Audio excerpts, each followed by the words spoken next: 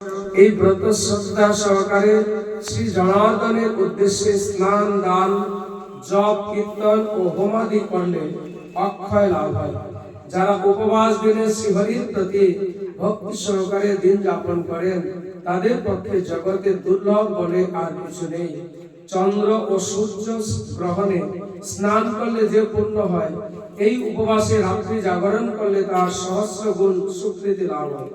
তীর্থে স্নান, দান, জপ, হোম, ধ্যান আদির ফলে যে পুণ্য সঞ্চিত হয়, উত্থান একাদশী পালন না করলেও সেই সমস্ত নিষ্ফল হয়ে যায়।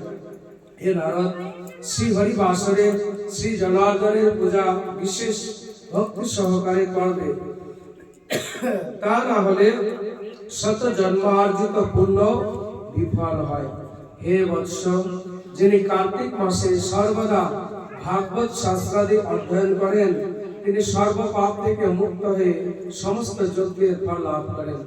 ভগবান শ্রীহরির ভক্তিমূলক শাস্ত্র পাঠে অত্যন্ত সন্তুষ্ট হন, কিন্তু দান, জপ, যজ্ঞাদি দ্বারা তেমন প্রীত হন না। এই মাসে শ্রীকৃষ্ণর নাম, গুণ, রূপ, লীলাদি শ্রবণ, কীর্তন অথবা শ্রীমদ ভাগবত আদি শাস্ত্র গ্রন্থ পাঠের ফলে শত শত গোদানের ফল লাভ হয়ে যায়। অতএব হে মুনিবর, কার্তিক মাসে সমস্ত গৌণ ধর্ম বর্জন করে শ্রী কেশবের সামনে শ্রী হরি কথা শ্রবণ, কীর্তন করা কর্তব্য।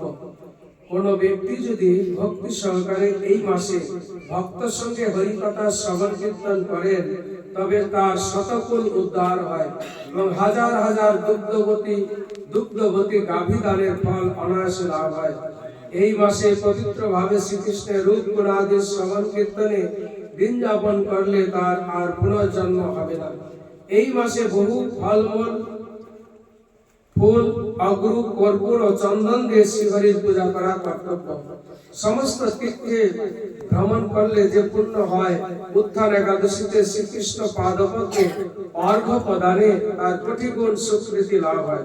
শ্রবণ, কীর্তন, স্মরণ, বন্দনাদি নববিধা ভক্তির সাথে তুলসীর সেবার জন্য যারা বীজ রোপণ, জল সেচন ইত্যাদি করেন তারা মুক্তি লাভ করে বৈকুণ্ঠবাসী হন।